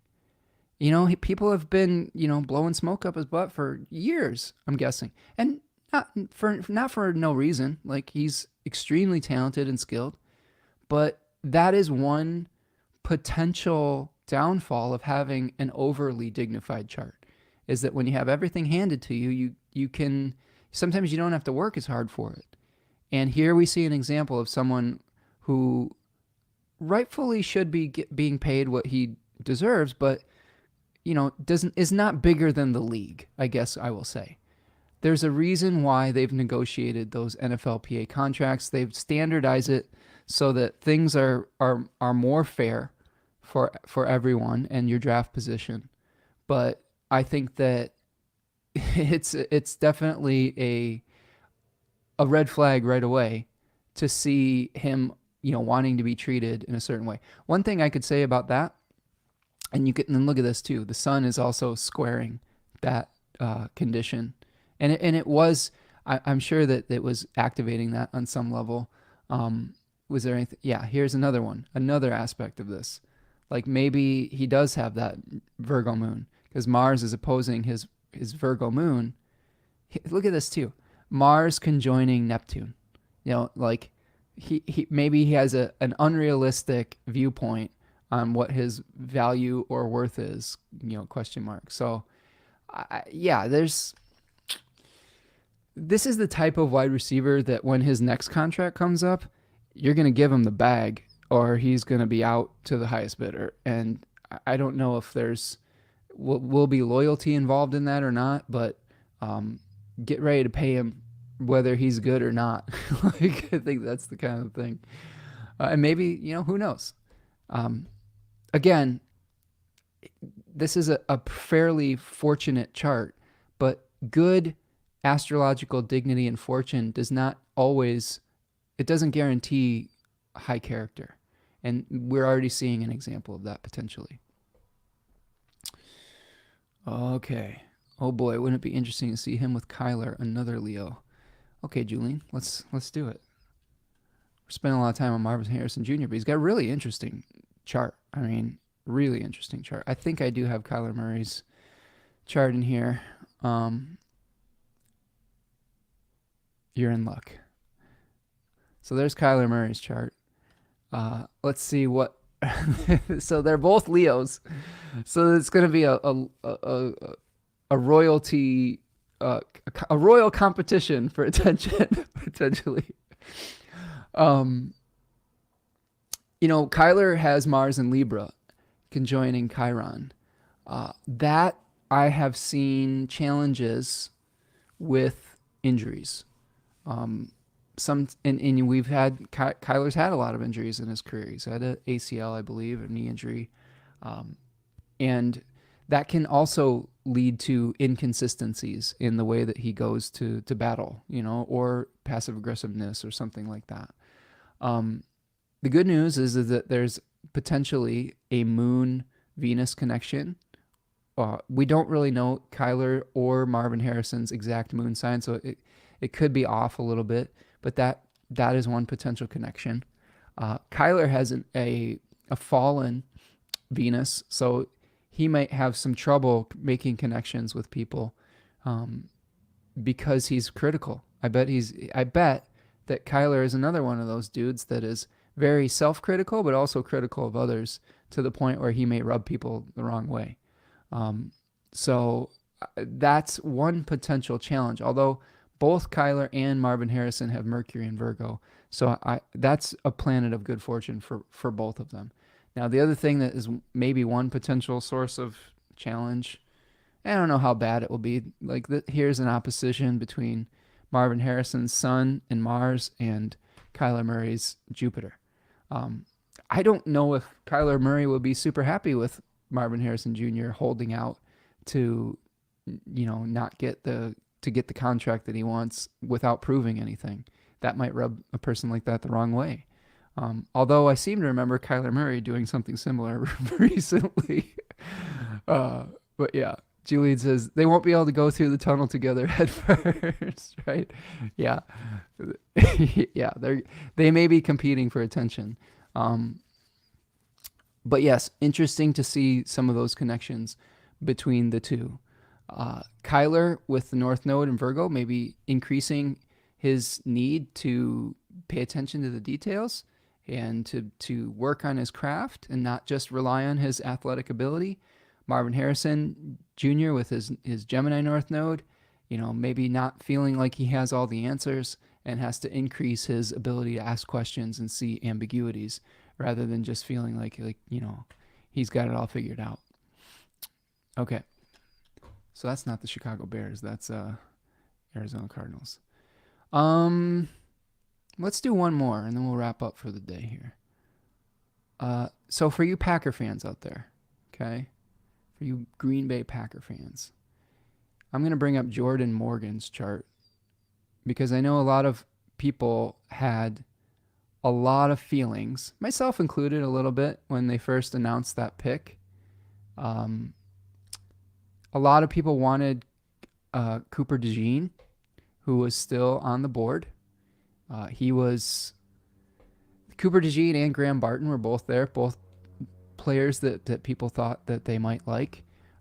Terrion Arnold was another one that I was interested in, a cornerback from Alabama for those of you Bama fans out there. He went the Detroit Lions traded up right in front of one pick in front of the Packers and picked Terrion Arnold. I'll show you his chart real quick before I show you Jordan Morgan's. Here is Terrion Arnold's chart. I love Arnold's chart. This is why I wanted him. Like I was like, this guy's gonna be good. So here is Terry and Arnold's chart, who is now a Detroit Lion. Um, let's see. I'll make a banner for them. Let's talk about that. So Terry and Arnold is an Aries sun, and his sun is being hosted by Mars in Capricorn, exalted Mars. So he has all the resources he needs to be successful. Although the one mitigating factor I can say with that is Mars is in the overcoming square to that sun. So that could be a potential source of challenge. But whenever I see an Aries exalted sun hosted by an exalted Mars, I mean, he's also a 22 birthday, a master builder. So I know that he's probably going to have money at some point in his life, like a lot of it. And cornerbacks that are successful get paid a lot of money. So I think that increases his potential. He is let's see, 5 + 3, 8. He's a 3 life path. And I think that threes are learning about communication, about not scattering their energies in too many directions, which you could see he's also got that Saturn and Gemini here. I'm not going to spend too much time on Terry and Arnold's chart, but I did want to point out that he has an exalted sun and an exalted Mars, and those two things can bode well for his future potentially. So let's go to the Packers pick here. Let's open this up, and we'll look at Jordan Morgan. Maybe we'll do a couple more. I don't know. Are you all still enjoying this?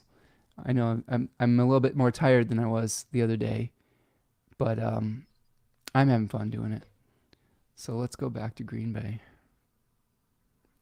So here's Jordan Morgan, first round pick for the Green Bay Packers, number 25 overall, offensive lineman out of Arizona. So shout out to Julian and Arizona down there. He's from the University of Arizona, not the ASU. But one thing about Jordan Morgan that's interesting, he was not appreciated by one of my favorite Green Bay podcasters. His name's Andy Herman. If you're listening to this, Andy, if somehow this finds you, you're amazing. I love your work, and let's collaborate. but Andy wasn't a fan of Jordan Morgan's tape. So I want to look at his chart and be like, oh, well, the Green Bay Packers are known for picking developmental players that are young, that sometimes they need to be patient with. And Jordan Morgan has all the athletic traits. He's 6'5", 312 pounds or so, very athletic. He has a 9.8 relative athletic score, which is very, very high. Really, really mobile dude. And he also, we've been talking a lot about the Leos today. He's got a Leo sun, so he has a dignified sun. That's some good news. He does have Mercury combust the sun, or very close to the sun. I don't know if it's within that Kazemi range, but it's pretty close. So there's a potential that the sun's harming Mercury, but maybe not. Maybe it's close enough that it's being empowered. He also has Jupiter exalted in Cancer conjoining Venus. So Venus is in its own face. Jupiter is exalted. And both of those planets are conjoining the North Node, increasing the good fortune of both of them. So that to me is another indication that he could be successful. Now, the challenge that he has in his chart, he's a full moon baby, right? So he's got the moon here in Aquarius, and that's probably pretty solid because it's on the moon can move 6 degrees on either side from a noon chart over the course of a 24-hour period. So pretty solid that he's an Aquarius moon. So there may be some challenges with him, like knowing when to step up and when to fade into the background. For all intents and purposes, they say that he's an excellent leader. He was a team captain. People love to follow him. So that bodes well. The one concern I have is this right here, this Mars-Saturn opposition in his chart. Now, Jordan Morgan just recently went through a ACL recovery. So he tore his ACL in he tore his ACL in 2022. Worked his way back from it, and then went back to school for another year, and then came out and got drafted in the first round. But he has a Mars Saturn opposition, and that's sort of a gas and brakes type of experience where you want to move forward, but there's other things that are making it difficult for you to do. So that could be one source of challenge potentially in his natal chart. But he's been praised for his perseverance, for his ability to come back from injury and put the work in. I feel okay about him. The criticism of him over anything else is that he just has short arms. He has less than ideal arm length. And it's not that bad. It's like an inch shorter than they would normally prefer. But there's been successful people in the past that have had shorter arms. The other thing that people are curious about is he's a tackle, but he would probably be better suited to play guard in the interior of the offensive line. And some people are questioning the value of taking a guard in the first round rather than a tackle. But what the Packers love to do is they love to move their offensive linemen around. They love to cross-train them in guard, tackle, center, etc. And he's a piece that they're going to be able to move around. And hopefully he can be flexible enough to learn those other positions to be able to fit in with their offensive line room. So, yeah, I feel pretty good about his chart dignity, but we'll just have to see how it plays out. He is a 6 life path, so learning more about family and about commitment. The only thing that concerns me about Jordan Morgan is that he seems like somebody who really enjoyed living in Arizona and was very active in that community. And I wonder how his adjustment will be to Green Bay, to winter, to being away from his family. I think that could be hard for him. I have seen some challenges with Leo types in Green Bay because a lot of the times Leos are empowered by the sun and by heat. And when they're in a cold environment like Green Bay, sometimes when it's cloudy and cold, a Leo type could potentially get depressed, and being so far away from his family could lead to him having maybe an emotional challenge with being a Packer. I hope that's not the case. Oftentimes people will become endeared to this organization because, if you're a good football player, you're going to become, royalty in Wisconsin. And it is, it's really interesting to see that. So I hope that he just learns to love that area and that everything works out for him. Cause yeah, here's the Packers. And then let's look at how Jordan Morgan fits in there. So he's going to resonate with the Leo placements. I don't see any necessarily, just off the top of my head, any super negative things. Maybe he will feel a resonance with them having a similar moon to them as well. Look, he's basically the quintessential Green Bay Packer. And that's what they were saying when he was drafted. He fits their prototypes, he fits their archetype, and he has the same full moon that they have in Green Bay in his chart. So I think he's going to be just fine. And I think that he's going to be a quintessential Packer for a long time. Yeah, people say, bear down, U of A Wildcats. There you go. Okay, good. Enjoying this for sure. Great character studies. Exactly. Thanks, Karen. Julian says, I know they are all similar in age, but these Saturn and Gemini guys make me wonder how they change the game. It seems maybe something there. Yeah, one of the things that I've been thinking about, there's another, let's do one more prospect here. Malik Neighbors, right? Another wide receiver that is very highly thought of. He's a speedster, really interesting player. He has Saturn in Cancer. So we have a couple different, he's really young. So since he's so young, he's got Saturn in Cancer. And that Saturn in Cancer generation has some challenges with their families. My daughter has Saturn in Cancer. We're starting to get into the point where my kid's age is like, becoming draft picks in the NFL draft, making me feel old. But she had some challenges with her mother in particular, and And maybe Malik has some similar experiences with his family that could lead to some kind of challenges down the road. But super fast dude. He's also a Leo. So one thing about Malik Neighbors that I like, and it's numerological. So Malik Neighbors is born on, let's see, 12 plus 28. He is a 4 life path, potentially a 22. And that could lead to him being, successful and being a manager of extreme amount of resources down the line. So this is for you Giants fans out there. I think he's probably going to be a stud, and as long as he can stay disciplined. I saw him on draft night. He reminded me of Deion Sanders, another Leo. He has kind of like some primetime feel to him, shiny, flashy. But sometimes you want that in a wide receiver or a cornerback. Like you want confidence in those positions because you don't always win. You don't always win your route, your battle, and you need to have a short memory and you need to have that type of confidence to keep rolling. Okay. Let's see. What's up, Karen? Kia Oro from New Zealand. You want me to look at Kia Oro's chart from New Zealand?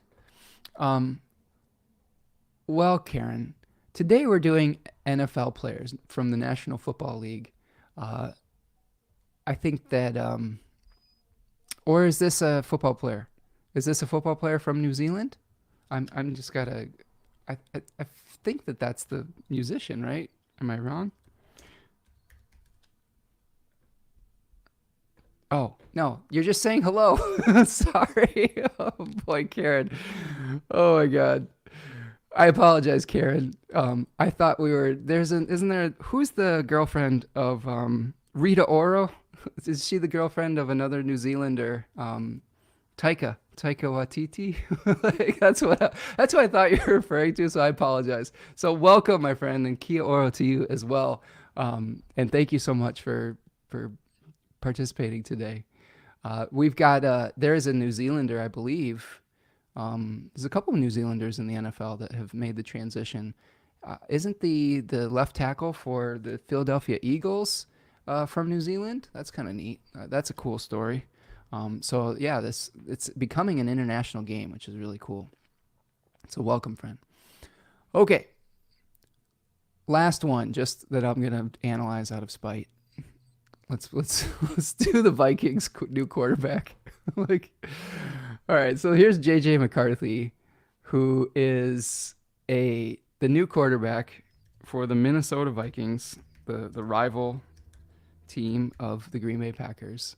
And he is also a University of Michigan Wolverine. For those of you who are around the area here, he was a kind of a golden child and around here, and had a lot of success winning the national championship recently.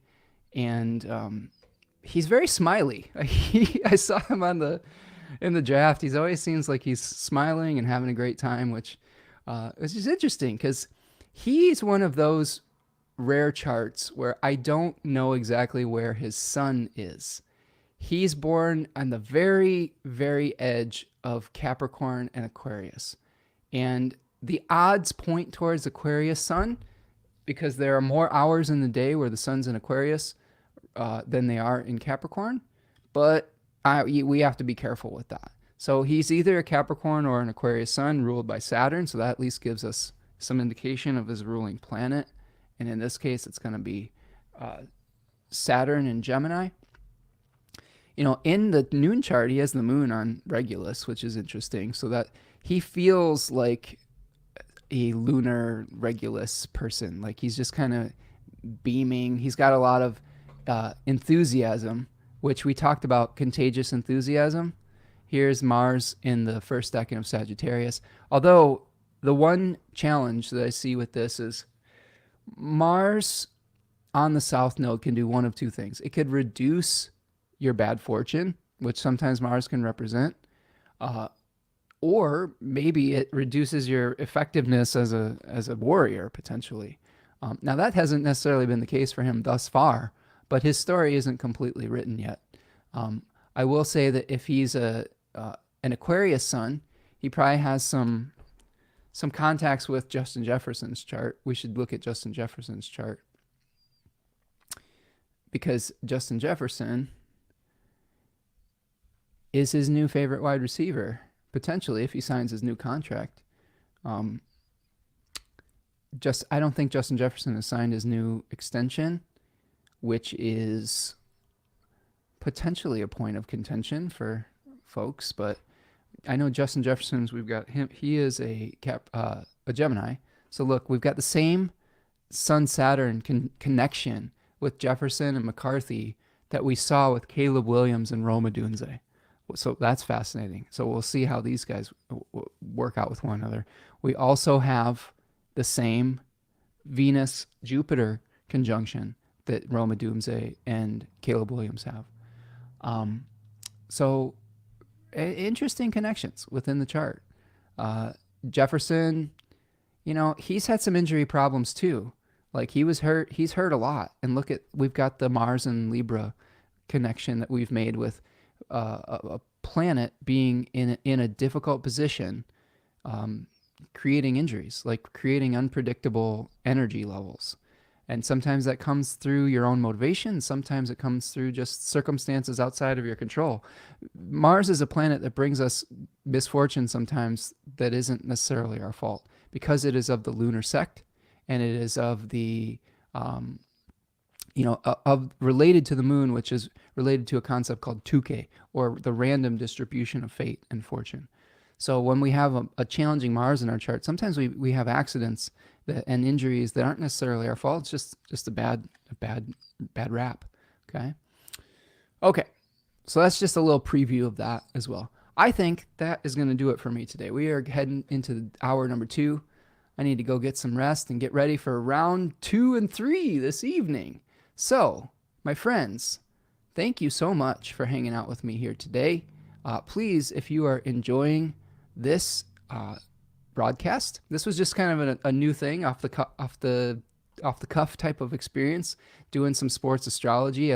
I had a really good time chatting with all of you yesterday with the astrology of May, and thought I would just do an impromptu analysis of some of the draft picks that were coming up. But yeah, please, if you're new here and you're just finding me through sports, I love talking about sports, but I also do regular forecasts. So check it out. Please like and subscribe. You can find me over at spencermichaud.com. I do personalized readings as well. If some of these themes resonated with you, if you have a birth time, I can get much more in depth and much more detailed with a birth time to be able to see the connections with much greater accuracy than I can with sports charts because of the untimed nature of those charts. So check that out and follow me over on Instagram, Twitter, and Threads at Spencer Michaud. All right, friends. So that is what I have for you today. Thanks for hanging out. Appreciate all of you. Appreciate everyone who has been supporting, my, interests as a sports astrologer. And maybe we'll do some more things in the future. If people like this kind of series, I know it's not for everyone, but I think that I think there's enough of an audience where it's a nice little extra feature that we could do every once in a while when things come up.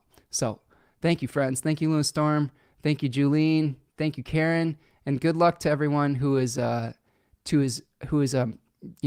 supporting your team and getting some new presents today with new players and new franchise players, hopefully, for you.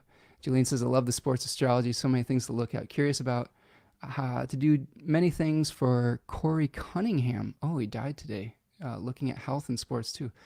Well, we'll have to do that on another broadcast, but sorry to hear that. My thoughts and prayers and feelings go out to his family, and hopefully everyone's doing well with that. But anyway, friends, I got to get going. But yeah, have a great weekend, everyone. Thank you so much for being here with me today, and we'll see you next week. Peace, friends.